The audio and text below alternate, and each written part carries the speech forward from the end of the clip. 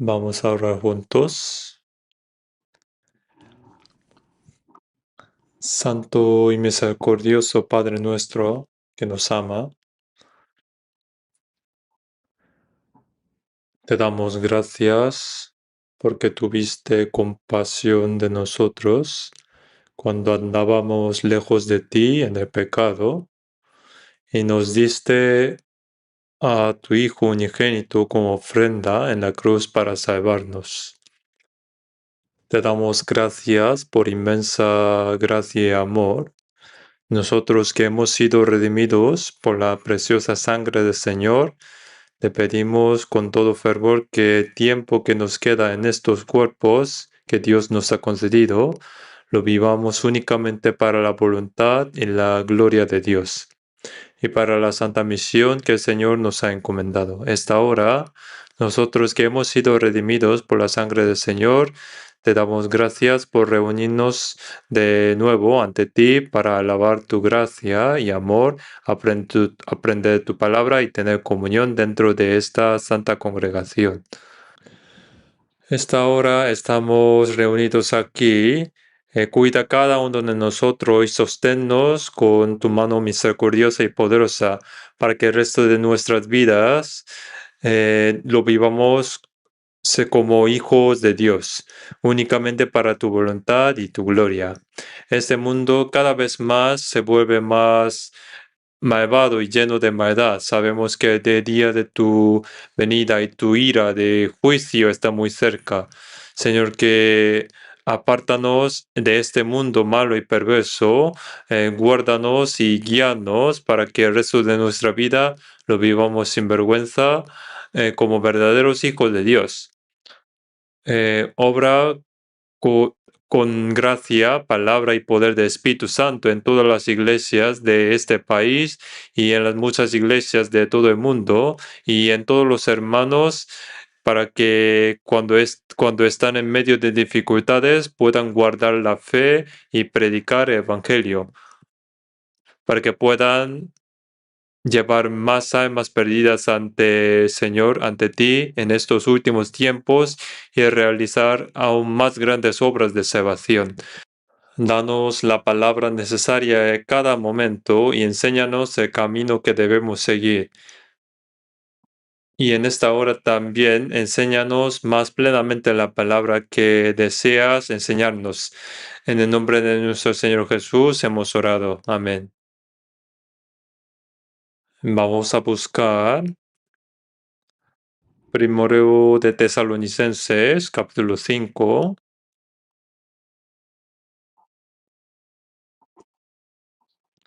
Primero de Tesalonicenses, capítulo 5, desde versículo 16 hasta 18. Desde versículo 16 hasta 18, estad siempre gozosos, orad sin cesar, dad gracias en todo, porque esta es la voluntad de Dios para con vosotros en Cristo Jesús.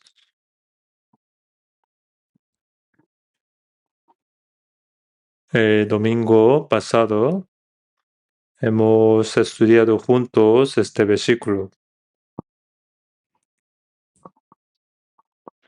Estad siempre gozosos, orad sin cesar, dad gracias en todo, porque esta es la voluntad de Dios para con vosotros en Cristo Jesús. Está escrito de manera simple, pero es un mandamiento del Señor, breve, pero muy importante. ¿Por qué nos manda el Señor estar siempre gozosos? Porque Dios nos ha dado toda la gracia necesaria para que podamos estar alegres. Si hay alguien que ha recibido amor, la gracia y las promesas de Dios, no se alegran y no se alegran de verdad, eso le parecería a Dios una gran contradicción, ¿no? Por eso debemos reflexionar en qué consiste la gracia que Dios nos ha dado y por qué debemos alegrarnos. En el libro de Nehemías dice que el gozo del Señor es vuestra fortaleza. Quien se alegra en Dios hallará siempre en su corazón gozo, alegría y fuerzas nuevas.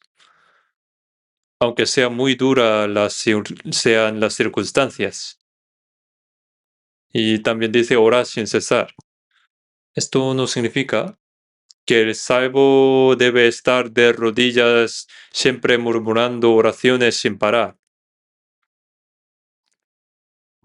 Más bien, desde la salvación hasta llegar al reino de Dios, lo que un salvo debe hacer sin cesar es mantener la comunión con Dios y guardar y vivir su voluntad en el corazón y en la vida cotidiana.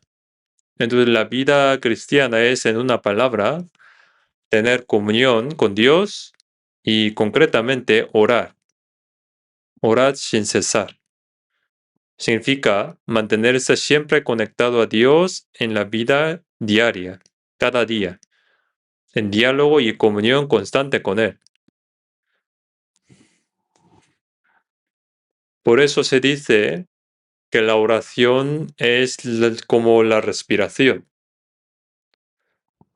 Es como la respiración. Si uno deja de respirar, ¿qué le ocurre? De igual manera, si no se ora, puede cortarse la relación de vida con Dios. Así pues, cuando nos dice orar sin cesar, debemos reflexionarlo en profundidad. Y esto no significa, cuando nos dice orar, no es ir a la iglesia en la madrugada para orar, ni tampoco entrar en un monte para hacer ayunos. No nos obliga a esas formas de oración. La oración consiste en que en todo momento y en cualquier lugar mantener la comunión con Dios, hablar con Él, poner en su conocimiento todas nuestras circunstancias y esperarnos su ayuda y guía. Un salvo que no sabe lo que es la oración no puede llevar una vida cristiana correcta. Por eso, en Santiago capítulo 4:2 está escrito: pero no tenéis lo que deseáis porque no pedís. Pedís y no recibís porque pedís mal, para gastar en vuestros deleites.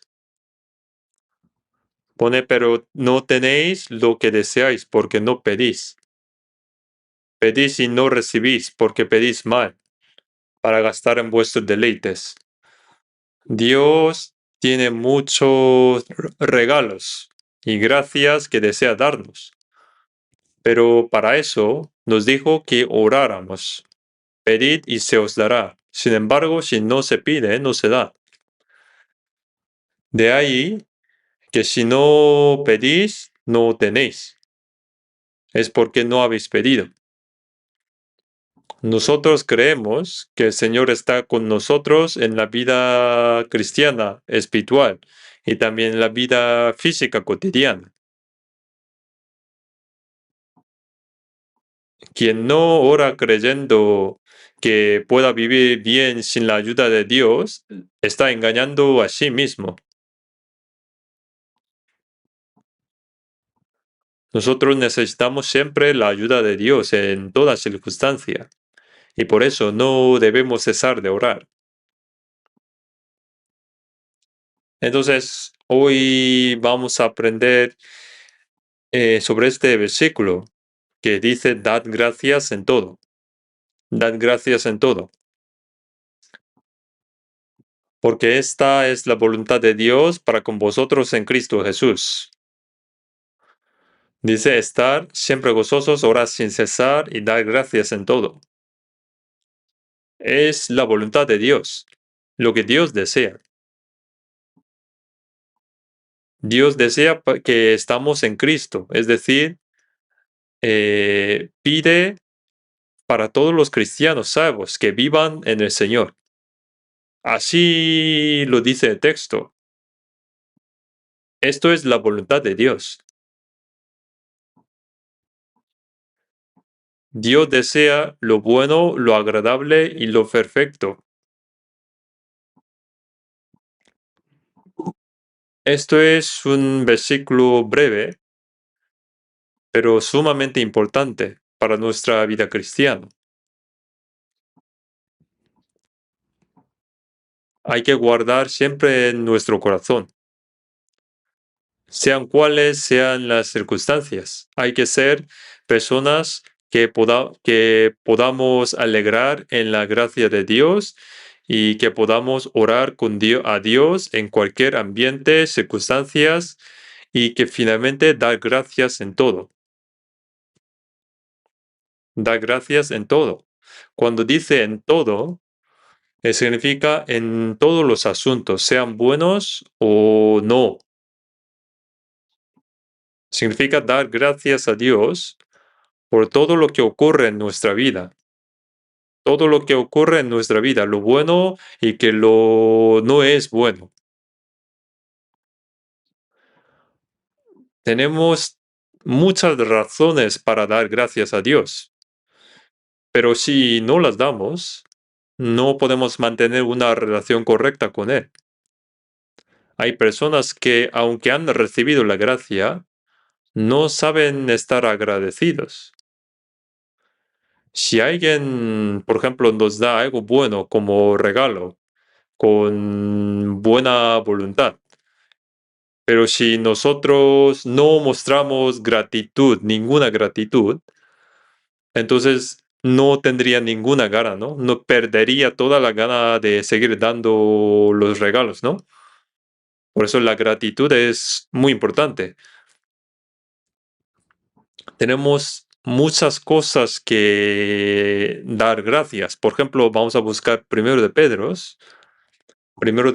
capítulo 1. Primero de Pedro capítulo 1, versículo 3 y 4. Primero de Pedro, capítulo 1, versículo 3 y 4, voy a leer yo. Bendito es Dios y Padre de nuestro Señor Jesucristo, que según su grande misericordia nos hizo renacer para una esperanza viva por la resurrección de Jesucristo de los muertos, para una herencia incorruptible, incontaminada e inmarcesible, reservada en los cielos para vosotros. En San Juan capítulo 3 Jesús dijo, el que no naciere de nuevo no puede ver el reino de Dios. Es decir, la única condición para entrar en el cielo es nacer de nuevo. Sin embargo, muchas personas no presentan atención a estas palabras o las malentienden.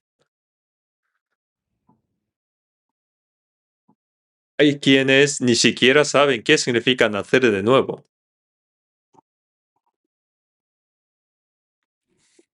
Yo empecé a asistir a la iglesia desde que tenía como 12 o 13 años y llevé una vida activa durante casi 10 años. Yo creía en la existencia de Dios, sabía que existía alma y creía que el cielo y el infierno existían. Yo pensé, no voy a ir al infierno y voy al cielo. Y pensaba que para ir al cielo debía vivir conforme a la voluntad de Dios y para Él. Tenía ese deseo en mi corazón. Por eso de joven, como cualquier persona, yo tenía mis sueños y aspiraciones, ¿no? Yo también tuve mis sueños, ¿no? Fue después, un poco después de la guerra de Corea, yo vi aviones del ejército del aire. Me Estaba cerca de un campo de refugiados y vi muchas veces aviones americanos que vinieron, los pilotos bombardeaban los donde escondían los ejércitos norcoreanos. Las bombas caían cerca de mi cabeza. Y tras la guerra pensé que los pilotos eran admirables y quería ser uno de ellos. Y muchos niños querían ser pilotos y hasta existía canciones sobre ellos. Viéndoles volando sobre el cielo, yo decidí quería ser uno de ellos. También pensé una vez así, pero veía un poco difícil. Y también me gustaba mucho el cine. Y ver a los actores me parecía algo magnífico, aunque no tenía confianza para ser actor, pero me pareció que al menos podría ser el que firmaba la película, ¿no? El director de la película. Desde pequeño me había interesado la fotografía. Sacar fotos, ¿no? Revelaba y positivaba fotos en un estudio. Así que pensé que si no podía ser director de la película, al menos me gustaría ser un camarógrafo. También pensé de esta manera. Y luego, después de creer en Jesús, empecé a pensarme muchas veces cómo viviría el resto de mi vida para Dios. Entonces, con un amigo mío, fuimos a un seminario y estudié allí la Biblia durante 4 años. Incluso también mientras estudiaba, también iba a mercados y parques con folletos para predicar. Y creía que eso era vivir para Dios, orar y evangelizar. Otros jóvenes como yo, mayoría de ellos, se entretenían y disfrutaban, ¿no? De pasatiempos. Pero yo nunca hice nada de eso. No tenía tiempo. Una vez yo estaba predicando y me veía tan dedicado, entonces me asignaron como me encargaron una iglesia rural. Y yo allí estaba como predicador durante 2 años. No era evangelista, pero estaba predicando allí. Estudiando en el seminario, seguía al mismo tiempo y evangelizando. Y un día, mientras estudiaba y leía la Biblia, llegó un anciano del pueblo y me preguntó, oye muchacho joven, en la juventud hay que ser más activo, hay que divertirse, ¿no? Disfrutar la vida. ¿Por qué siendo un joven estás pasando tiempo siempre en la iglesia orando? Y me lo decía compadeciéndose de mí, con mucha consideración. Me daba muchos consejos. Yo pensaba que era él quien merecía compasión, pero él pensaba que era yo. A mí me gusta esta vida, me parecía la mejor posible. Los demás no lo entendían. Así que yo seguía pensando que lo que hacía yo era lo correcto delante de Dios, y algunos me elogiaban, y yo creía que predicaba bien, yo estaba creyendo bien. Pero entonces surgió un problema. El que no naciere de nuevo no puede ver el reino de Dios. Un predicador insistía en que había que nacer de nuevo. Al principio pensé, ¿acaso no he nacido de nuevo? ¿Y yo qué estoy haciendo? Pero por mucho que lo pensaba, no encontraba ninguna experiencia de nacer de nuevo. Al final llegué a la conclusión de que no había nacido de nuevo. Si uno no nace de nuevo, no puede ver el reino de Dios. Y si no puede ver el reino de Dios, cielo, ¿cómo va a entrar? ¿Cómo va a entrar en el cielo? solo me quedaba el infierno. Me decía a mí mismo, entonces yo voy al infierno y no podía contar esto a nadie. Y un día estaba predicando y pensé que tengo que predicar sobre nacer de nuevo. Y dije así, ¿habéis nacido de nuevo? Entonces un joven sentado en medio me miró y me dijo, ¿usted ha nacido de nuevo? Me ha preguntado así. ¿Por qué me dice esto en medio del sermón? ¿Cómo me puede hacer esto? Entonces me surgió otro problema, ¿no?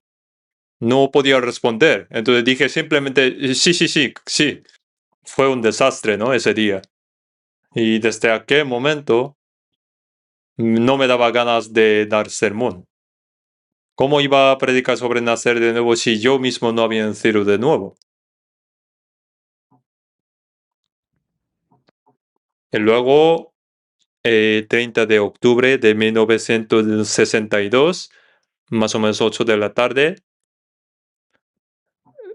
eso lo que conocía hasta entonces de forma intelectual y doctrinal, la gracia de la cruz de Jesús. Lo conocí, lo comprendí con corazón, no con la cabeza. Y todos mis problemas se resolvieron ese día. Fue el día en que nací de nuevo. La diferencia entre antes y después del nuevo nacimiento es absoluta. Era muy diferente. Jesús dijo en San Juan 3:5, el que no naciere de agua y del Espíritu no puede entrar en el reino de Dios. Jesús dijo en San Juan 3:5, ¿no? ¿Qué son el agua y el Espíritu? Algunos piensan que cuando ora con fervor, llorando y lamentándose, esos piensan que esas son las lágrimas, son el agua, y que el calor que se siente a continuación es el Espíritu, piensan así. Otros creen que el agua es el bautismo en agua y que el Espíritu es el fervor que se experimenta después. Pero nada de eso es correcto. El agua y el Espíritu no es así. En 1 de Pedro 1:3, el apóstol alaba a Dios diciendo que según su grande misericordia nos hizo renacer para una esperanza viva por la resurrección de Jesucristo de los muertos. ¿Cómo nos hizo Dios renacer? Por la muerte y resurrección de Jesucristo. Por la muerte y resurrección de Jesucristo. El agua representa la justicia de Dios, que con el diluvio buscó al mundo, ¿no? Indica el juicio justo de Dios. El agua es fría por naturaleza y fluye hacia abajo.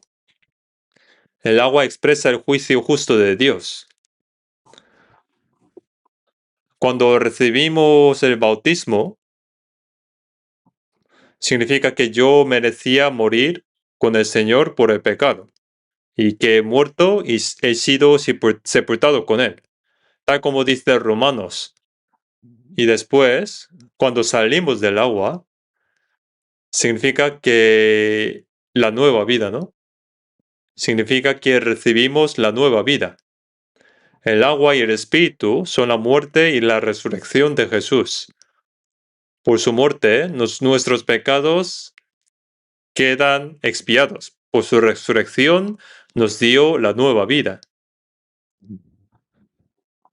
El agua y el espíritu.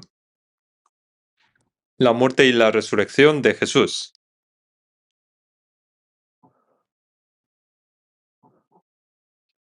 Y nos dio la nueva vida. Que yo morí con el Señor. Eso es la justicia de Dios, es el agua. Y el Espíritu es la resurrección del Señor, y que nos dio la nueva vida. Nuestra salvación es a través de la muerte de Jesús, perdonando nuestros pecados, y por su resurrección, dándonos nueva vida. Expiación y la nueva vida. En 1 de Pedro 1:23 dice, siendo renacidos no de simiente corruptible, sino de incorruptible, por la palabra de Dios que vive y permanece para siempre. Nacer por la palabra o nacer por el Espíritu es lo mismo. El Espíritu Santo usa la palabra para hacernos comprender que por la muerte de Jesús nuestros pecados han sido borrados y que por su resurrección nos ha dado la nueva vida. Eso es el agua y el Espíritu, expiación, nueva vida. Lo que creemos es la muerte y la resurrección de Jesús, ¿no?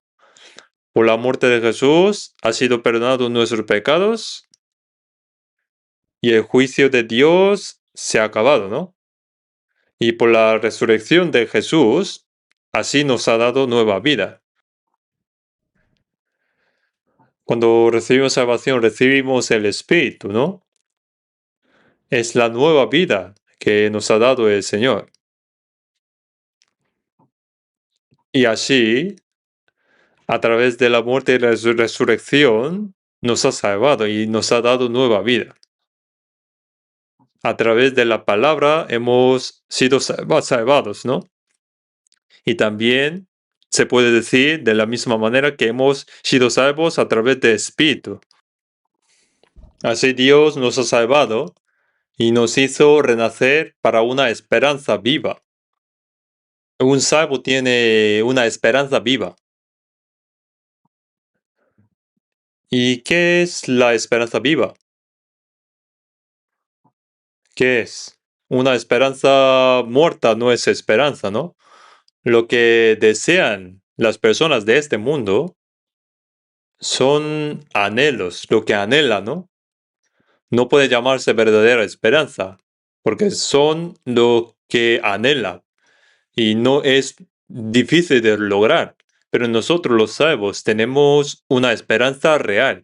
El Señor murió en la cruz para que nuestros pecados sean borrados y resucitó para darnos la nueva vida y establecernos como hijos de Dios. El propósito de esta salvación no es darnos todo lo bueno de esta tierra, sino una herencia incorruptible, incontaminada e inmarcesible, reservada en los cielos para nosotros. Dios nos salvó para darnos esa herencia eterna que ha preparado en el cielo. Herencia eterna. El que renace se convierte en hijo de Dios. En San Juan 1:12 también está escrito, ¿no? Los justos tienen esa esperanza, que pone a los que le recibieron, a los que creen en su nombre, les dio potestad de ser hechos hijos de Dios. Después de renacer, lo que conocemos es que nuestra posición es hijo de Dios. Y algunos piensan, Dios, aquí está tu hijo e hija, pero no hay hija. Dios le gusta a los hijos. Los hijos aquí indica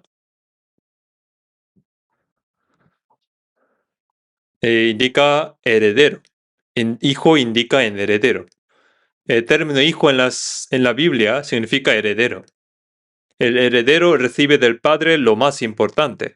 Jesús es el Hijo de Dios y nos ha dado su espíritu de adopción. En Romanos 8:17 dice, si somos hijos, también somos herederos, herederos de Dios y coherederos con Cristo. Hemos llegado a ser herederos de la herencia eterna que Dios ha preparado para nosotros. Así Dios nos ha preparado una herencia incorruptible, incontaminada e inmarcesible, reservada en los cielos. Cuando un salvo renace, es hijo de Dios y heredará una herencia eterna que Dios ha preparado en los cielos. Es algo maravilloso, ¿no? Por ser salvos, Dios nos ha dado todo esto. Entonces, qué gran alegría y gozo, ¿no? Nos ha salvado, nos ha perdonado nuestros pecados, nos ha hecho hijos suyos. nos ha dado, nos ha permitido ir cielo eterno. Y viviendo mientras en este mundo, también está con nosotros, nos guarda y nos guía. Hay muchas razones para dar gracias a Él, ¿no? Un salvo tiene verdaderamente muchas razones para ser agradecido a Dios. Por eso la palabra, dad gracias en todo, esta palabra se dirige a todos los salvos. En todo, aquí significa en toda situación, sea buena o mala, en paz o en tribulación, sea rico o pobre, en calma o en medio de persecuciones y aflicciones. Todo eso indica en todo, la palabra en todo. No son las cosas buenas, sino también en las pruebas, aflicciones y adversidades físicas. Todo lo que Dios nos da. Y en todo ello debemos dar gracias. Eso es dar gracias en todo. Y eso es la voluntad de Dios.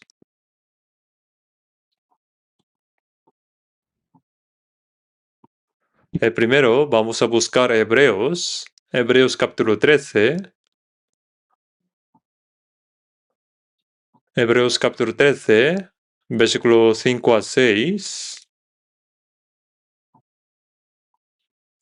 Capítulo 13, versículos 5 a 6. Vamos a leer juntos. Sean vuestras costumbres sin avaricia, contentos con lo que tenéis ahora, porque Él dijo, no te desampararé ni te dejaré. De manera que podemos decir confiadamente, el Señor es mi ayudador, y no temeré lo que me pueda hacer el hombre.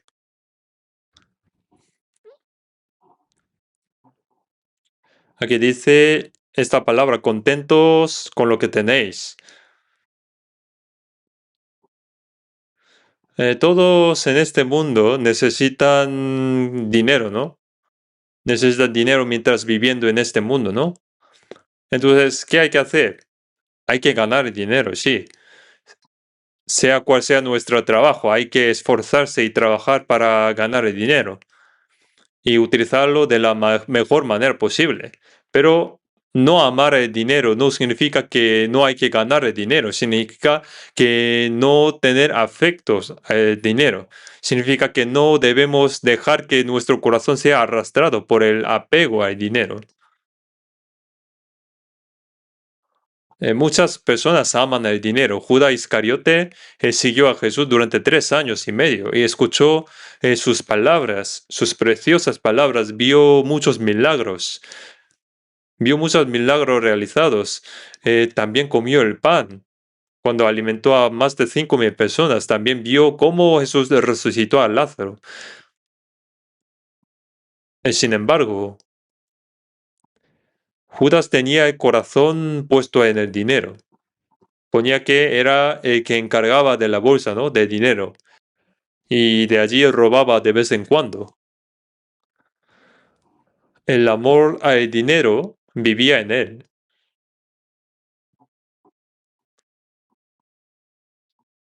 Robaba el dinero. Tenía el amor al dinero.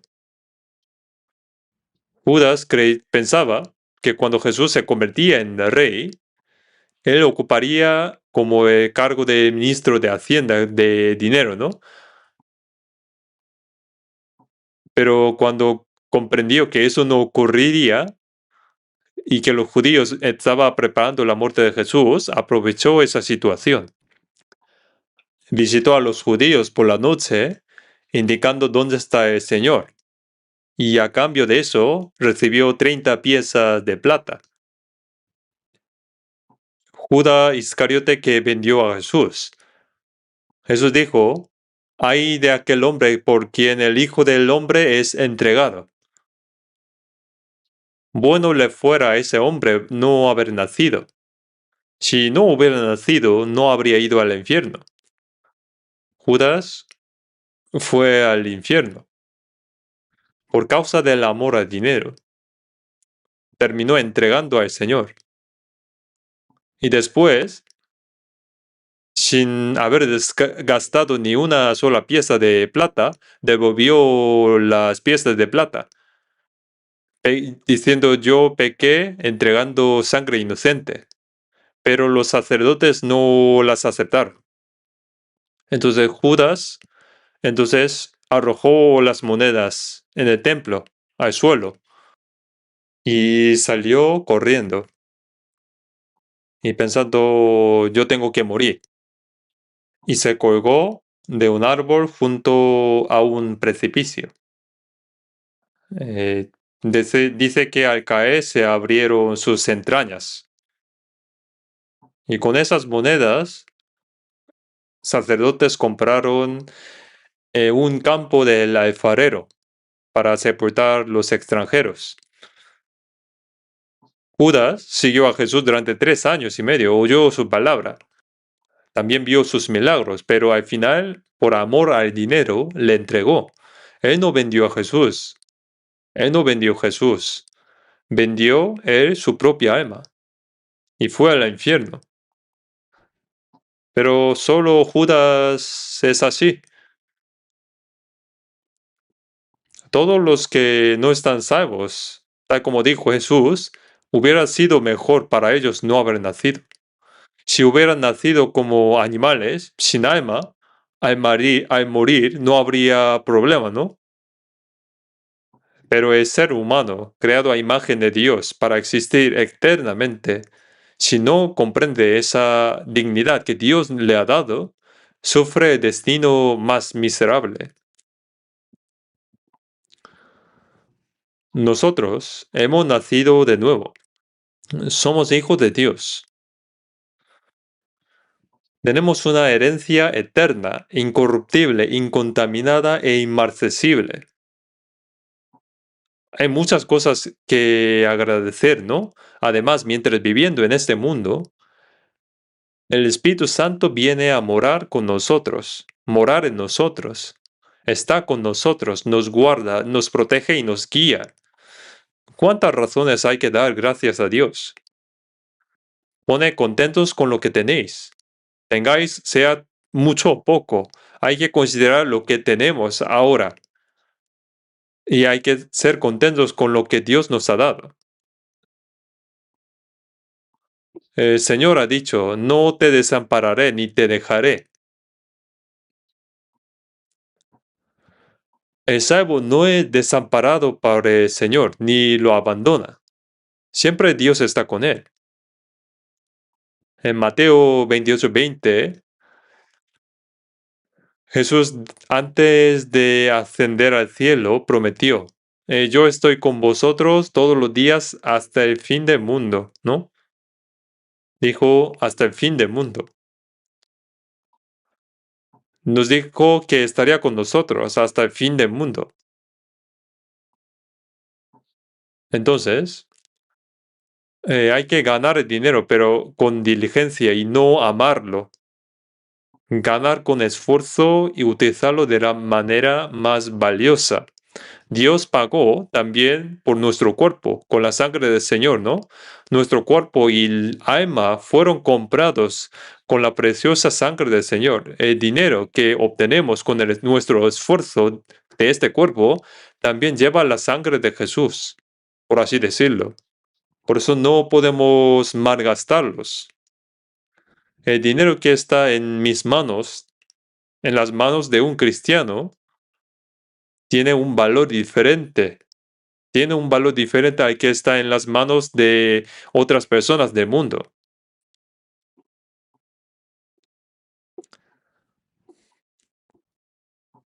No debemos amar al dinero. Tenemos que controlar bien. Muchas personas se han vuelto locos por el dinero, ¿no? Por la avaricia. En San Lucas 12:15, Jesús dijo, mirad y guardaos de toda avaricia y contentos con lo que tenéis. No amar al dinero.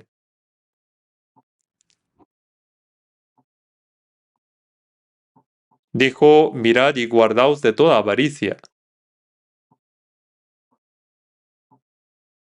Dijo en San Lucas 12:15. Mirad y guardaos de toda avaricia, porque la vida del hombre no consiste en la abundancia de los bienes que posee. El corazón de un ser humano hay codicia, pensando si solo tuviera un poco más de dinero, pensando siempre así, ¿no? Los ricos quieren tener todavía más. La codicia no tiene fin. La vida del hombre no consiste en la abundancia de lo que posee. ¿Qué es el propósito de la vida de un hombre? ¿Vivir en una casa grande y lujosa? ¿O tener un coche de lujo? ¿O comer bien? ¿O tener muchos amigos famosos? ¿E ignorar a los pobres? Todo eso sería una vida maravillosa. La vida de un ser humano no consiste en la abundancia de sus posesiones. Por eso Dios dijo, no te desampararé ni te dejaré.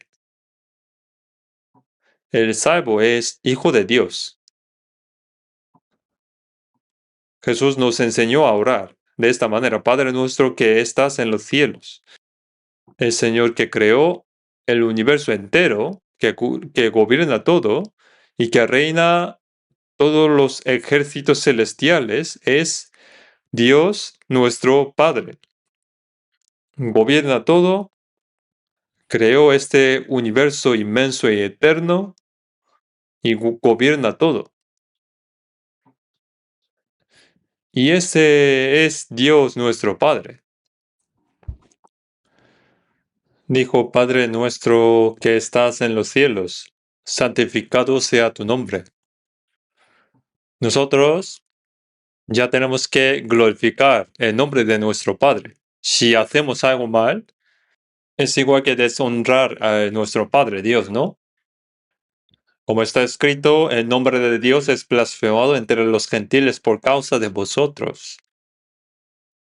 Diciendo que somos hijos de Dios, si hacemos algo mal, otras personas pensarán de esta manera. Ellos dicen que son hijos de Dios, pero ¿qué hacen? ¿Qué están haciendo? No parecen como hijos de Dios. Un salvo tiene un ángel que está con él. La palabra de San Mateo 18 dice, mirad que no menospreciéis a uno de estos pequeños, porque os digo que sus ángeles en los cielos ven siempre el rostro de mi Padre que está en los cielos. Los salvos tienen sus ángeles. Pensaban que Pedro iba a ser decapitado en Jerusalén. Los santos oraban por él, entonces Dios envió un ángel. Entonces las cadenas se rompieron, la puerta se abrió y el ángel lo sacó. Y Pedro creía que estaba soñando. Cuando salió del cárcel, el ángel desapareció. En ese momento comprendió que Dios le había enviado un ángel para liberarle. Y Pedro se dirigió a la casa donde los santos estaban reunidos orando y una criada llamada Rode salió a abrir la puerta y al reconocer la voz de Pedro, no ni abriendo la puerta, se fue corriendo a decir que el apóstol Pedro está aquí. Aunque al principio otros no creyeron. Aunque explicaba que sí, que es la voz de Pedro, pero los santos dijeron, será su ángel. Entonces, al seguir llamando a Pedro, abrieron la puerta y apareció Pedro. Los ángeles de Pedro, los ángeles de cada uno de vosotros, nosotros, los salvos. No estoy inventando, está escrito en la palabra. No menospreciéis a uno de estos pequeños, porque os digo que sus ángeles, los ángeles siempre informa al Padre, indica que explica y dice todas las cosas que hacen sus hijos al Padre. Por ejemplo, si alguien insulta a su hijo, dice a Dios, Dios, alguien ha estado insultando a tu hijo. Por eso no hay que despreciarlo, no hay que menospreciarlo. Mi ángel también está a mi lado. O sea que sí, ¿no? Como no se ve, piensan que no está, ¿no? Ahora estará diciendo, bueno, está hablando de nosotros, ¿no? Sobre nosotros, los ángeles. Guarda, protege, guía los hijos de Dios. Tanto lo malo, tanto lo bueno, todo lo dice ante Dios. Si un hijo de Dios actúa bien, el ángel dirá, ¿no? Sea glorificado el nombre de Dios, ¿no? Entonces, por eso está escrito, si pues coméis o bebéis o hacéis otra cosa, hacedlo todo para la gloria de Dios. Si vivimos bien, llevamos gloria al Padre, pero si hacemos algo mal, también lo dice los ángeles a Dios. Dios estará muy triste por su hijo, ¿no? Mira que está actuando muy mal. Dirá así los ángeles, ¿no? Por eso está escrito, ¿no? El Señor no nos deja. De manera que podemos decir confiadamente, el Señor es mi ayudador, no temeré lo que me pueda hacer el hombre. El Señor nos ayuda en todo. Un salvo, Dios le ayuda es tanto espiritual y físicamente, en todo. El Señor no es alguien que dice, como tú eres ya salvo, veremos en el cielo, ya está. No, no es así. Desde salvación hasta entrar en el reino de los cielos. Esto es nuestro Dios, nos guiará hasta nuestra muerte. Hasta nuestra muerte nos guiará. Apóstol Pablo, en 2 de Timoteos, dijo que nos guía, me guía hasta que entre en el cielo. Me guía hasta que entre en el cielo.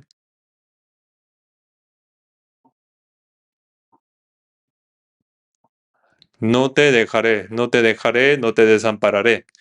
De manera que podemos decir confiadamente, el Señor es mi ayudador. No temeré lo que me pueda hacer el hombre. El Señor nos ayuda en todo, espiritual y físicamente.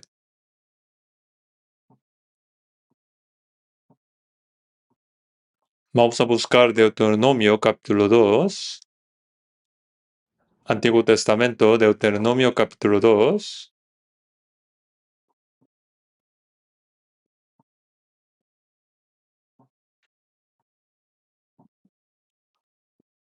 Deuteronomio capítulo 2.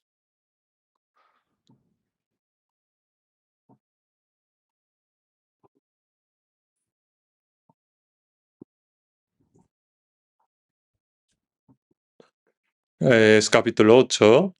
Deuteronomio capítulo 8.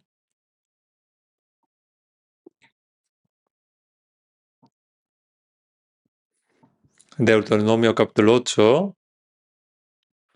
Desde versículo 2. Y te acordarás de todo el camino por donde te ha traído Jehová tu Dios estos 40 años en el desierto, para afligirte, para probarte, para saber lo que había en tu corazón, si habías de guardar o no sus mandamientos. Y te afligió, y te hizo tener hambre, y te sustentó con maná, comida que no conocías tú, ni tus padres la habían conocido, para hacerte saber que no solo de pan vivirá el hombre, mas de todo lo que sale de la boca de Jehová vivirá el hombre. Después de liberar al pueblo de Israel de la esclavitud en Egipto, Dios lo conducía hacia Canaán, ¿no? Que es el modelo de cómo Él nos libera del poder de Satanás y nos guía hasta el cielo. Por eso en Hechos 7 se llama a esa comunidad, la iglesia en el desierto. Para nosotros es igual que la iglesia, ¿no? Y Dios está en medio de nosotros. El Señor está en medio de nosotros, nos guía con su palabra hasta que entremos en el cielo. Y guiando el pueblo de Israel en el desierto, dijo, te acordarás de todo el camino por donde te he traído Jehová tu Dios estos 40 años en el desierto, para afligirte, para probarte, para saber lo que había en tu corazón, si habías de guardar o no sus mandamientos. Dios prueba si un salvo guarda o no su palabra. Nos guía hasta que entremos en el cielo, ¿no? Y guiando, nos mira a ver si guarda o no su palabra. Y te afligió y te hizo tener hambre, te sustentó con maná, comida que no conocías tú. También dio agua de la roca, dio alimentos y a veces enviaba codornices, ¿no? Porque pedían carne. En tal abundancia que les sale por las narices, ¿no? Y por esa actitud equivocada del pueblo de Israel, les sobrevino enfermedad y muchos murieron. Dios no abandona a un salvo, sino le guía continuamente. Prueba su corazón y lo ejercita, a ver si guarda su palabra o no. Nos da paz, nos da prueba, a veces nos hace rico o hace pobre, en todo momento, en todo momento. Y eso está dentro de la palabra en todo. Dios a veces nos da abundancia o a veces nos empobrece, pero debemos utilizar esa abundancia para glorificarle, no para gastar por nuestra voluntad.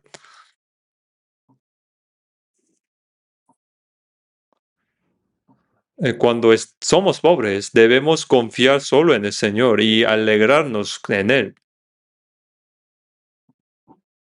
Eso es lo que el Señor desea.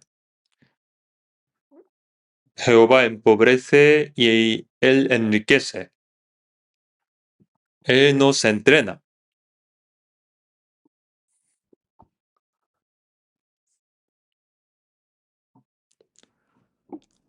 En San Mateo 10:30, la palabra que conocemos, pues aún vuestros cabellos están todos contados.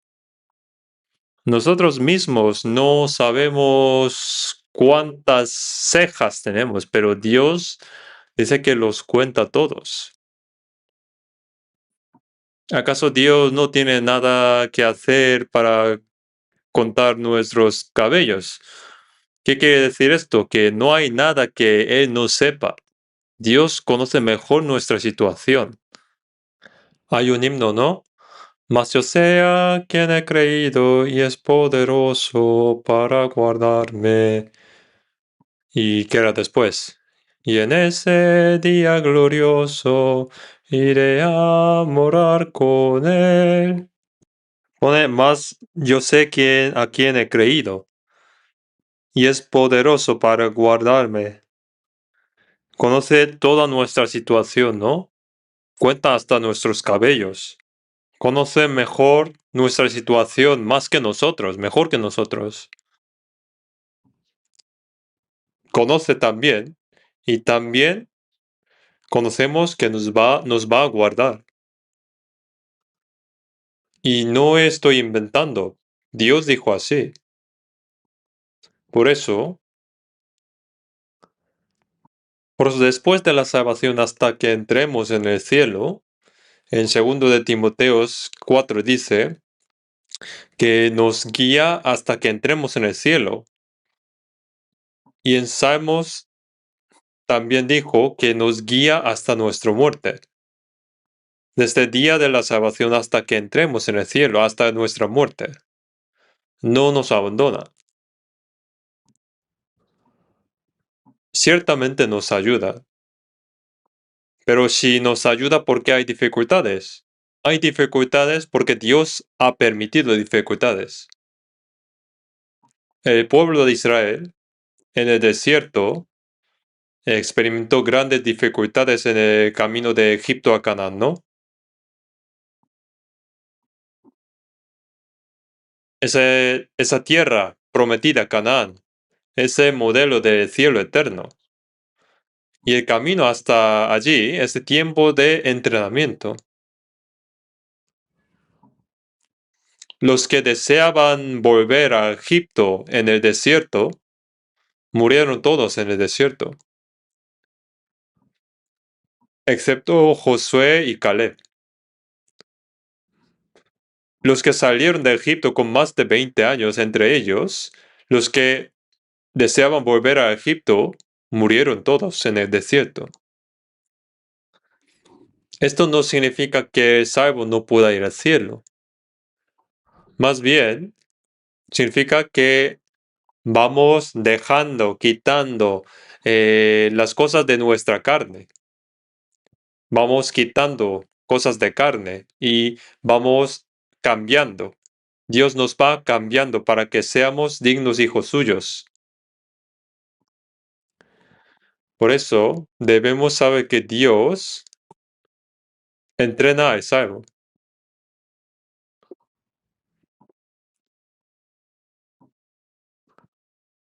En Job 23:10 está escrito así: mas Él conoce mi camino, me probará y saldré como oro. Muchos conocen este versículo, ¿no? Job dijo así: Job era un hombre con enormes riquezas. Tenía muchos camellos, bueyes, ovejas, muchos siervos y 10 hijos. Pero honraba a Dios con gran fidelidad. Temiendo que sus hijos pudieran apartarse de Dios, frecuentemente ofrecía sacrificios por ellos, por sus hijos.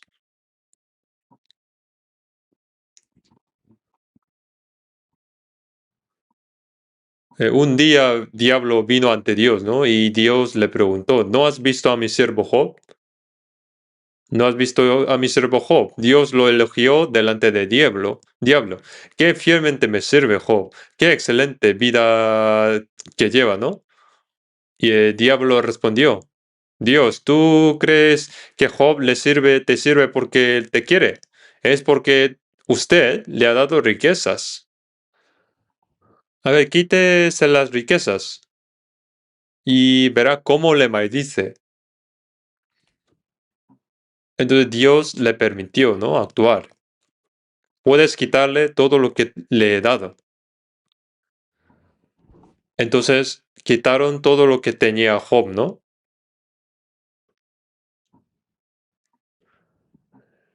Llegaron ladrones y llegaron y se llevaron todos los rebaños.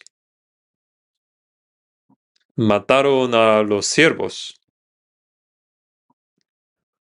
y sus 10 hijos. Y sus 10 hijos que estaban comiendo juntos en la casa del hijo mayor, muriendo cuando el techo se derrumbó. Llegaba un siervo tras otro, llegaba dando malas noticias, diciendo: solo yo quedé para contártelo. Venía siervo tras siervo diciendo que solo estoy yo. Todos murieron, lo demás.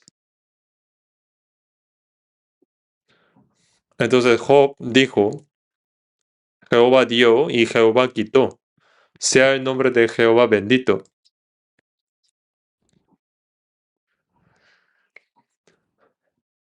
Es decir, que no se quejó contra Dios.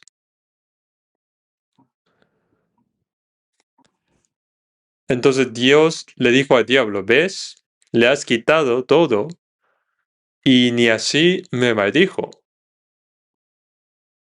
No me maldice, sino me está dando alabanzas.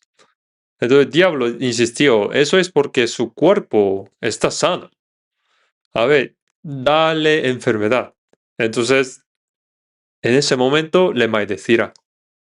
Dios lo permitió también, pero le advirtió, solo no atentas contra su vida. Entonces, desde la cabeza hasta los pies de Job fue cubierto de llagas. Estaba rascando con un tiesto, ¿no? Estaba atormentado de día y de noche, pero no maldecía a Dios, aunque sí se lamentaba de haber nacido.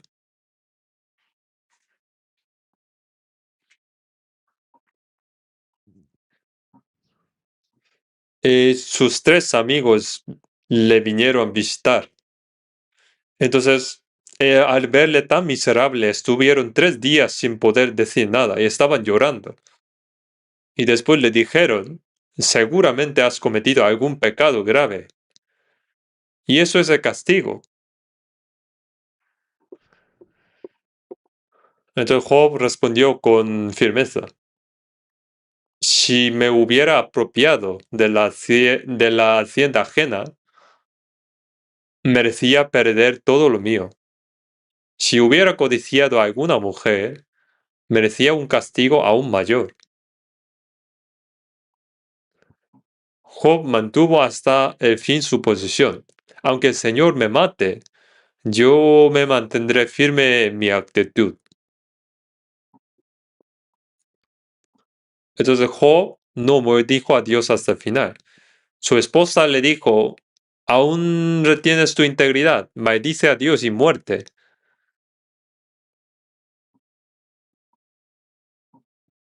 Así dijo su mujer.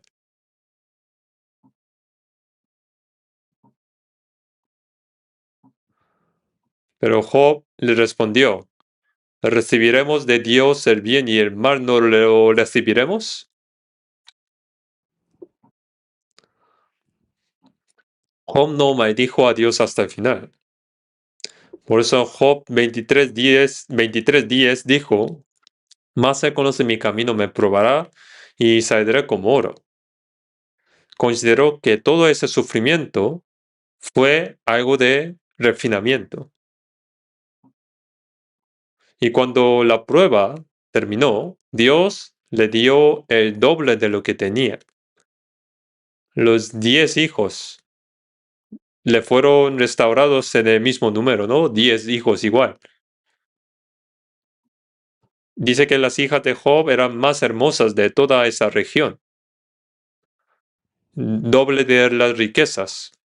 Por eso en Santiago 5:11 dice, habéis oído la paciencia de Job y habéis visto el fin del Señor, que el Señor es muy misericordioso y compasivo.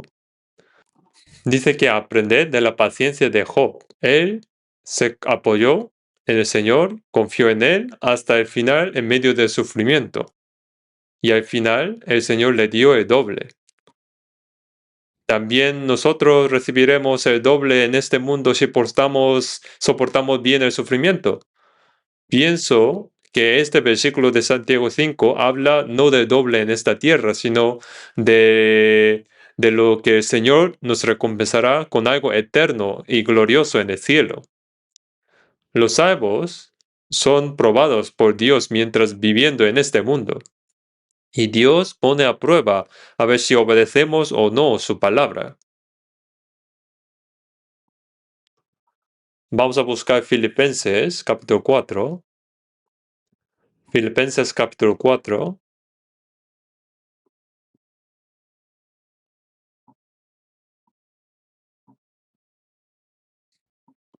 Filipenses capítulo 4, versículo 6. Versículo 6. Versículo 6 y 7. Por nada estéis afanosos, sino sean conocidas vuestras peticiones delante de Dios en toda oración y ruego, con acción de gracias. Y la paz de Dios, que sobrepasa todo entendimiento, guardará vuestros corazones y vuestros pensamientos en Cristo Jesús. Dice que por nada estéis afanosos, preocupados. Sea cual sea la dificultad, no os afanéis, sino en toda oración y ruego, pone, ¿no? Ante cualquier cosa que sobrevenga, hay que orar y suplicar a Dios. No hay que estar preocupado, sino hay que orar y pedir a Dios. Pone, sean conocidas vuestras peticiones delante de Dios con acción de gracias. ¿Por qué con acción de gracias? Porque creemos que Dios nos hará algo bueno. Por eso damos gracias de antemano. Dios a veces nos da abundancia física y a veces nos lo quita todo y nos empobrece. Nos humilla y nos exalta.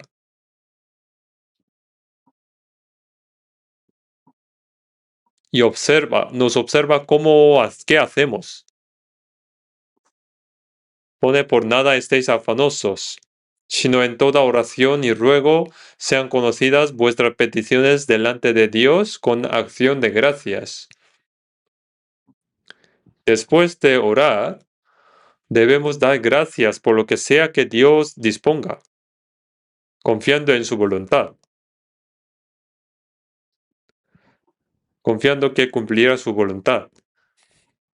Nosotros no oramos para que Dios nos da cosas buenas de este mundo. Una vez que hemos orado, debemos estar agradecidos por lo que Dios nos dé. Y la paz de Dios, que sobrepasa todo entendimiento, guardará vuestros corazones y vuestros pensamientos en Cristo Jesús. El Dios que todo lo sabe, guardará nuestros corazones y pensamientos. El resultado está en manos de Dios. El resultado está en manos de Dios. Lo dejamos al Padre para que se cumpla su buena voluntad.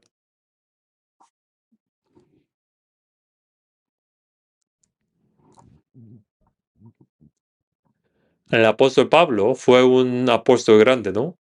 Gran apóstol. Escribió 14 epístolas del Nuevo Testamento. En el Antiguo Testamento, Moisés fue el profeta más grande.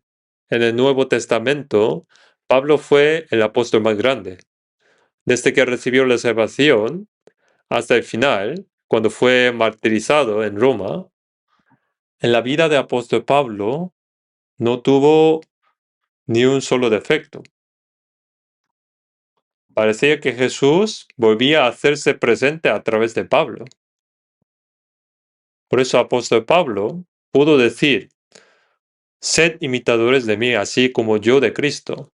¿Quién más puede decir esto? Pablo se fue pareciendo cada vez más a Jesús en todo. En Gálatas 6:17, de aquí en adelante nadie me cause molestias, porque yo traigo en mi cuerpo las marcas del Señor Jesús. Las marcas de sufrimiento, ¿no? ¿Cuánto sufrió Jesús en esta tierra? Creció durante 30 años como hijo de un pobre carpintero y durante 3 años y medio llevó a sus discípulos consigo durmiendo en el monte de Olivos, perseguido por los judíos. Tuvo hambre. Sus discípulos que le acompañaban tenían tanta hambre que al cruzar un sembrado de trigo arrancaron espigas y los judíos los acusaron. Tus discípulos están comiendo y hoy es el día de reposo. Los judíos continuamente persiguieron a Jesús.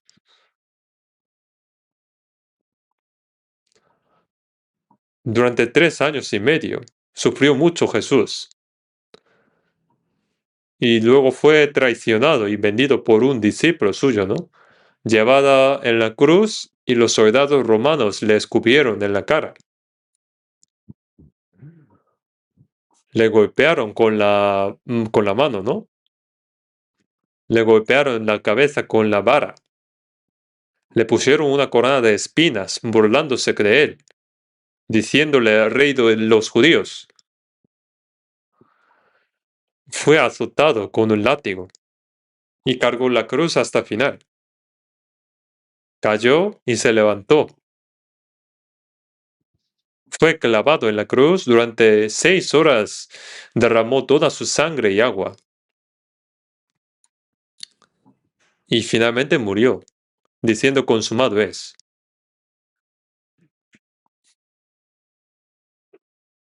¿Y cuánto sufrió Jesús? Todo eso fue por salvarnos. Y el apóstol Pablo, ¿cuánto sufrió por predicar el evangelio?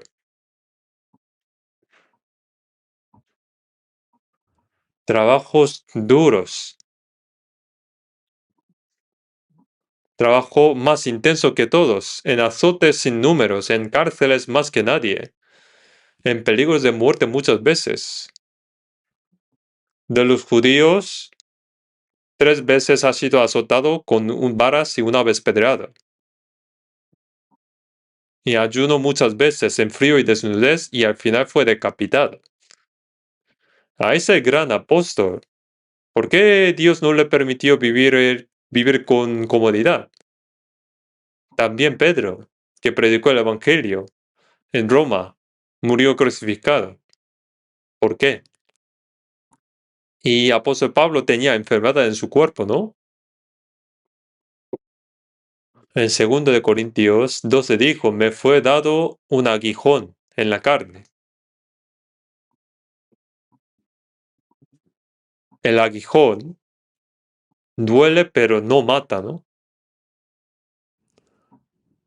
Era una enfermedad muy dolorosa. Él oró 3 veces a Dios para que se lo quitara, pero Dios le respondió, no, ese aguijón te conviene. Entonces Pablo dijo, por la inmensidad de la gracia que he recibido del Señor, para que no me enaltezca, me fue dado un aguijón en la carne. Por eso se gloriaba en su debilidad. Cuando era débil y confiaba en el Señor, el poder de Dios estaba con él. De lo contrario, podía enorgullecerse y el orgullo haría que el poder de Dios se alejara. Así también nosotros, aunque no llegaremos a ser como apóstol Pablo, pero a veces Dios nos empobrece y a veces nos enriquece, a veces nos humilla y a veces nos exalta, ¿no? Esto es lo que la palabra ha declarado, ¿no?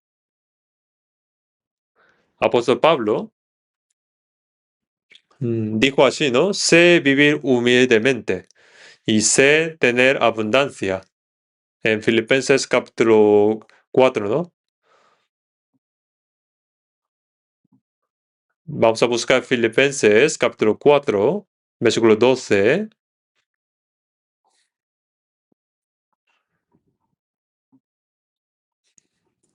Filipenses capítulo 4, versículo 12 y 13. 12 y 13, vamos a leer juntos. Sé vivir humildemente y sé tener abundancia. En todo y por todo estoy enseñado, así para estar saciado como para tener hambre, así para tener abundancia como para padecer necesidad. Todo lo puedo en Cristo que me fortalece. Pablo escribió esto desde la cárcel en Roma.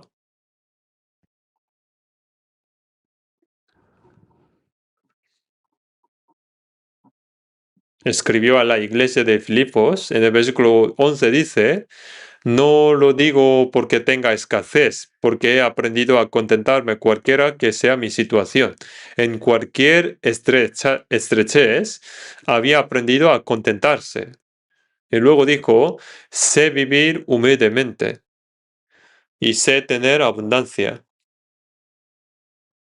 Cuando vivía en humildad, era cuando andaba desnudo y hambriento, sin dormir, sin comer, pasando frío y tritando, ¿no?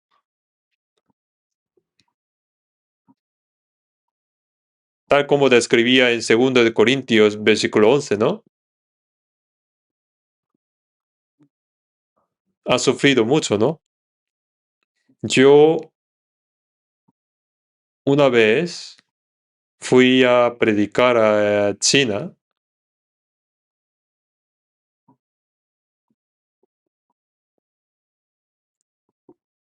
Habían preparado un hotel, reservado un hotel para mí, y los hermanos creo que no habían visitado allí. Y han reservado un hotel y había mohos, muchos mohos. Y como no habían visitado los hermanos, no sabían que había muchos mohos. Entonces yo no podía dormir. Estaba sufriendo. El día después me cambiaron el hotel, pero no podía dormir. Entonces recordaba que apóstol Pablo ni siquiera podía dormir en este hotel, este tipo de hotel. Me acordaba de apóstol Pablo. Y apóstol Pablo dijo, sé tener abundancia, sé vivir humildemente. En todo y por todo estoy enseñado. Y así para estar saciado como para tener hambre. ¿Y cuando tenía abundancia apóstol Pablo? Cuando recaudaba grandes ofrendas de las iglesias gentiles para la iglesia de Jerusalén que pasaba hambre y las llevaba a Jerusalén. Al llevar esas grandes sumas, él y su grupo no habrían pasado hambre, ¿no? Eso es la abundancia. Eso es la abundancia. Y luego, sé vivir humildemente, ¿no? También dijo. Y sé tener abundancia, y en todo y por todo estoy enseñado. Se aprendió el secreto. Cuando no tiene nada, se contenta con el Señor, y cuando tiene abundancia, la utiliza para el Señor. Eso fue el secreto. Todo lo puedo en Cristo que me fortalece, dijo. En cualquier circunstancia, podía cumplir bien la misión que el Señor le había encomendado.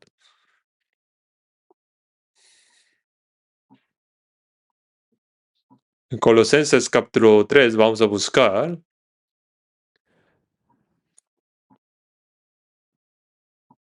Vamos a buscar Colosenses capítulo 3, versículo 17.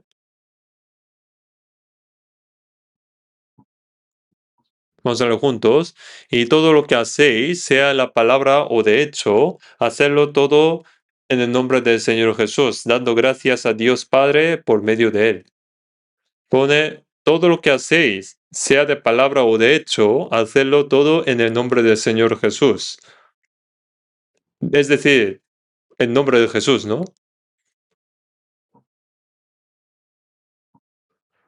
Y luego, confiados en Cristo, damos gracias al Padre. En toda situación de nuestra vida, necesitamos dar gracias a Dios. Hay que dar gracias a Dios Padre por medio de Él, confiando en Cristo. También vamos a ver Colosenses capítulo 4, versículo 2, vamos a ver juntos. Colosenses capítulo 4, versículo 2. Vamos a ver juntos. Perseverad en la oración, velando en ella con acción de gracias. Pone perseverad en la oración, velando en ella con acción de gracias. El corazón de quien ha recibido la gracia de Dios y le sirve es el de estar siempre agradecido. Siempre estar agradecido. Aunque esté cómodo, hay que dar gracias. Aunque esté en sufrimiento y persecución, hay que dar gracias. En la abundancia, en la pobreza, dar gracias. Este es el corazón del que sirve al Señor. Así pues, pone perseverad en la oración y velad en ella con acción de gracias.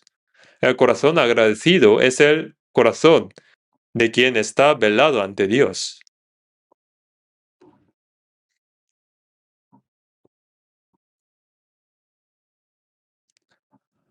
En Romanos 8:28 dice, Y sabemos que a los que aman a Dios, todas las cosas les ayudan a bien. Esto es, a los que conforme a su propósito son llamados.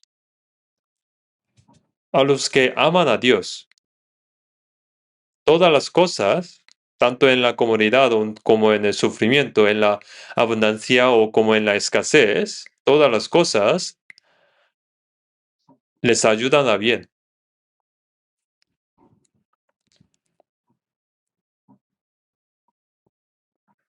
Yo quiero hablar de algo más.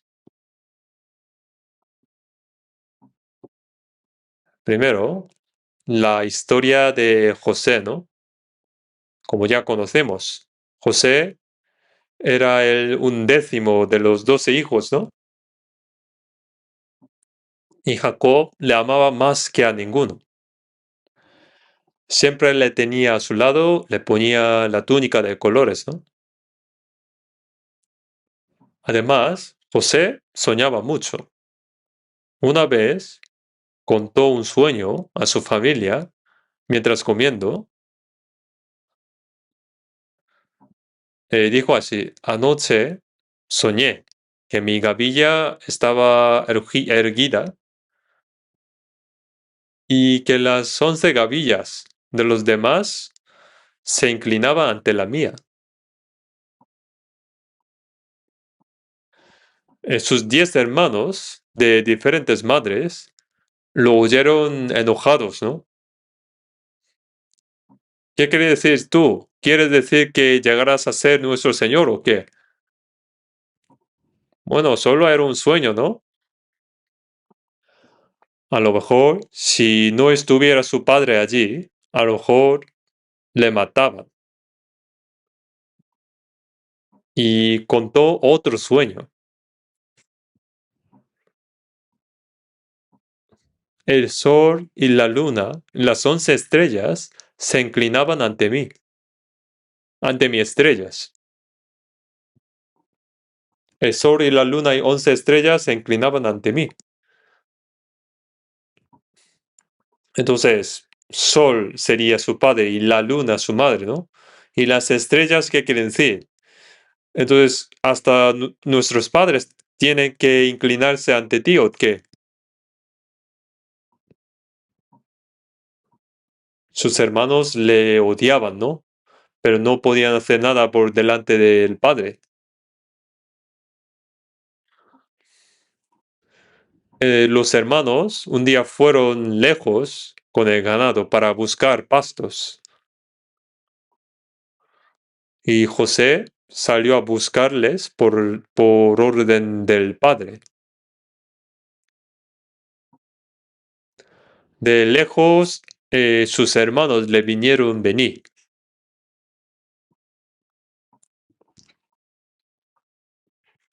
Viéndole, ellos pensaron así: oye, allí viene el soñador.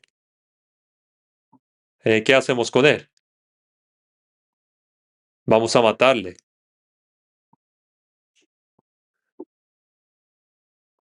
Pero el mayor, Rubén, pensó que mi hermano va a morir.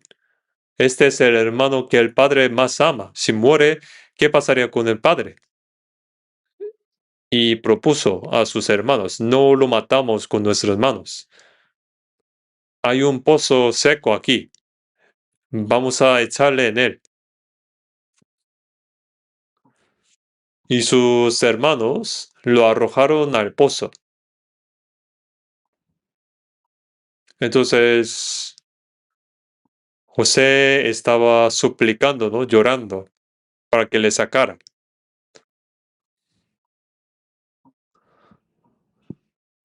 pidiéndoles que le saquen. Y luego pasó una caravana de mercaderes con sus camellos. Entonces su hermano Judas propuso así. Bueno, los Judas quieren vender, ¿no? Siempre quieren vender. Bueno, dijo así: es nuestro hermano, no lo matemos. Vamos a venderle. Y los hermanos estuvieron de acuerdo y llamaron a los mercaderes y lo vendieron por 20 piezas de plata.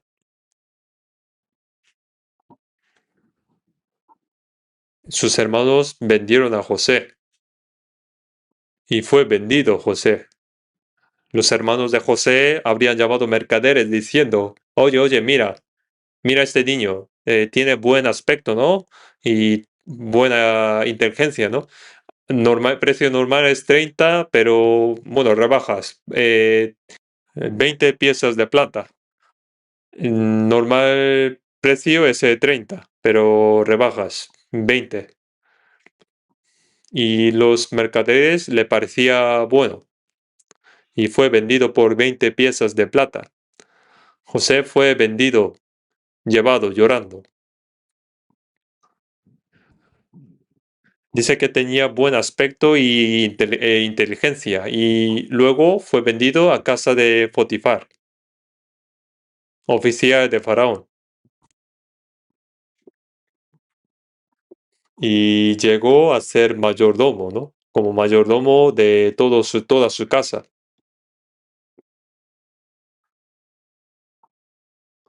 Pero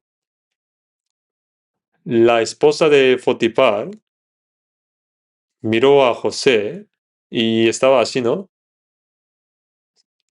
Dando señales, ¿no?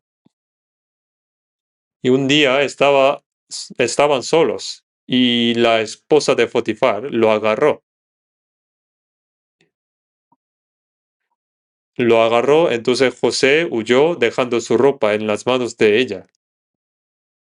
Y al llegar su marido, ella lo acusó. Ese esclavo me hizo algo mal, gritando así. Hay que matarle, dijo así. Y Potifar, aunque le parecía muy raro y que no tenía pruebas, pero envió a José a la cárcel. Envió a la cárcel reservada para los que habían ofendido al rey. Allí también Dios le concedió gracia y José en esa cárcel pudo desempeñar funciones importantes.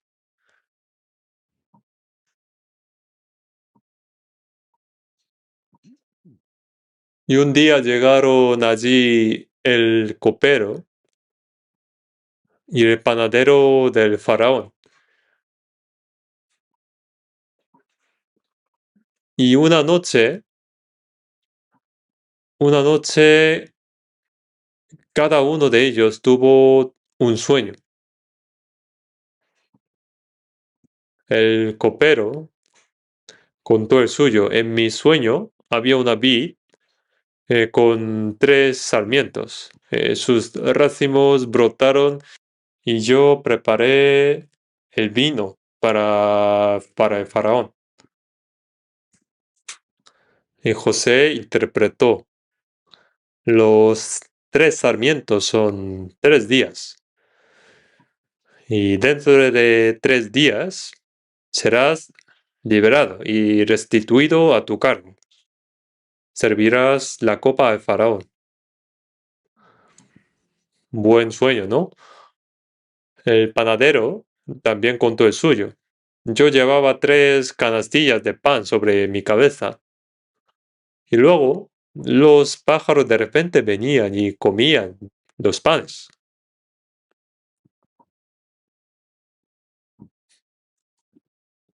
Y José respondió, los 3 canastillos son 3 días, pero dentro de 3 días el faraón te sacará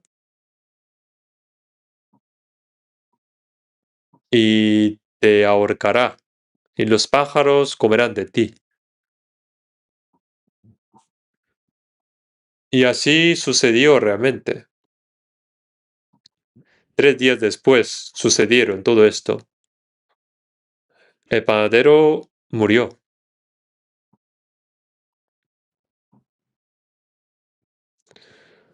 Tiempo después, el faraón mismo tuvo un sueño que le perturbó mucho.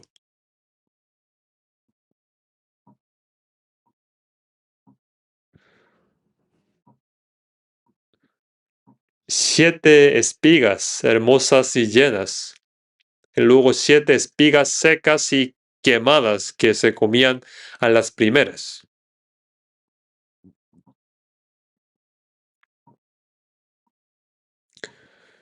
Bueno, se despertó y volvió a dormirse y soñó otra vez. Esta vez, 7 vacas gordas. Luego, otras 7 vacas flacas que las devoraron y quedaban igual de flacas. Qué sueño tan extraño, ¿no? Y convocaron a todos los sabios de Egipto, pero nadie pudo interpretarlo. Entonces, el copero recordó a José y lo mencionó al faraón. Hay un chico que interpreta bien y está en cárcel. Y interpretó mi sueño y así sucedió exactamente. Yo fui liberado y el otro murió. Vale, entonces si interpreta tan bien, entonces le llamo. José fue llamado a la presencia del faraón y dijo, yo no soy el que interpreta, no soy yo, Dios dará una respuesta favorable. Entonces José interpretó el sueño. Las 7 espigas hermosas y las 7 vacas gordas representan 7 años de abundancia. Apareció 2 veces las 7 espigas y las 7 vacas, porque Dios ha decidido y lo hará. Y luego las 7 espigas secas y las 7 vacas flacas indican 7 años de hambre terrible, que nadie recordará los años de abundancia. Dios lo mostró 2 veces porque ya está determinado y se realizará pronto. Entonces, luego José aconsejó al faraón. Faraón, designe a un hombre sabio para que administre todo el país durante los 7 años de abundancia. Recoja el grano y hay que almacenarlos. Y luego lo distribuya en los años de hambre para que el pueblo no muera de hambre.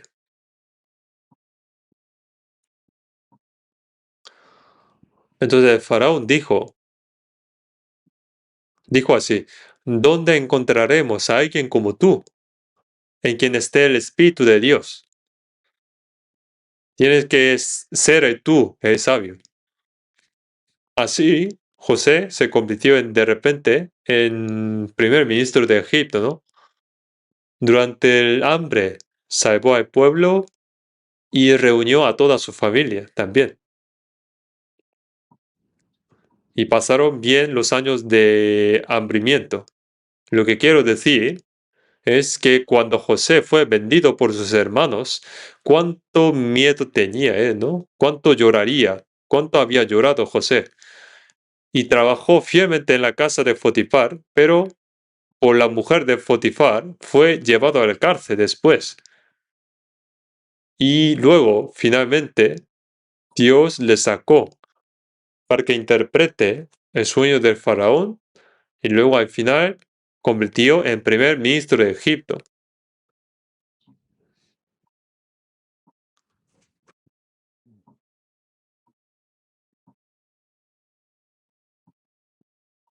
Dios refinó a José y luego le exaltó. Muchos años de sufrimiento y luego le exaltó. Mientras José pasaba por todo esto, no comprendía por qué le sucedía esto. Vamos a buscar Salmos 105. Salmos 105.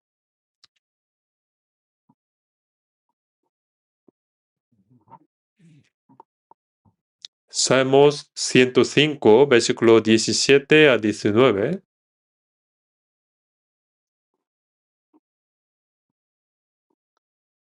Salmos 105, 17, 9, vamos a leer juntos. Envió un varón delante de ellos, a José, que fue vendido por siervo. Afligieron sus pies con grillos. En cárcel fue puesta su persona. Hasta la hora en que se cumplió su palabra, el dicho de Jehová lo probó. Envió un varón delante de ellos. Dice que Dios lo envió. ¿Quién lo habría imaginado, no? José fue vendido como esclavo, sus pies con grillos afligidos, y entró hasta en la cárcel, ¿no? Hasta la hora que se cumplió su palabra. El dicho de Jehová le probó, ¿no? Dios a veces nos da tribulaciones y sufrimientos que no llegamos a comprender. Tiene un plan, pero como no lo vemos, pensamos así, ¿no? ¿Por qué Dios me ha permitido este sufrimiento? Podríamos quejar contra Dios, ¿no? Pero Dios, tras hacernos pasar todo este sufrimiento y pruebas, hizo y sacó a José le hizo gobernador de Egipto, ¿no? Dios también nos dará a nosotros diferentes pruebas y sufrimientos. Y cuando sufrimos, nos preguntaremos, ¿por qué? Pero tras pasar toda esta prueba, al final pensaremos así, por eso Dios me permitió para que me ocurriera esto. Todas las cosas les ayudan a bien a los que aman a Dios, ¿no? Como este versículo, Dios cumple su voluntad. Entonces, cuando vienen las tribulaciones, dificultades, no debemos pensar solo ese momento y pensar, ¿por qué Dios me permite esto? Porque después de superar el sufrimiento, vamos a entender que Dios quería darnos una bendición mayor, una bendición eterna y gloriosa. ¿Acaso Job sufrió porque pecó, como decían sus amigos? No, Dios le dio ese sufrimiento para concederle una bendición aún mayor. Por eso, la palabra dad gracias en todo nos dice que cuando vivimos en el Señor y en su palabra, sea cual sea la tribulación o la dificultad, Dios nos guarda, nos gobierna y todo lo se cumple conforme a su buena voluntad. Y en eso, por eso, debemos agradecer. En todo lo que ocurra podemos dar gracias. Si recordamos eso, podemos dar gracias. Y si lo hacemos así, Dios obrará a través de nosotros para cumplir su santa voluntad. Vamos a orar juntos. Padre Dios nuestro misericordioso, te damos gracias porque con tu preciosa sangre nos salvaste, nos hiciste renacer, nos hiciste como tus hijos santos. Que el resto de nuestras vidas ayúdanos para que podamos vivir únicamente por tu voluntad y guíanos hasta que entremos en el reino de Dios. Guíanos para que en medio de toda prueba y sufrimiento que nos viene, nos confiamos únicamente en ti, darte gracias y actuar solo dentro de tu voluntad. En el nombre de nuestro Señor Jesús. Amén.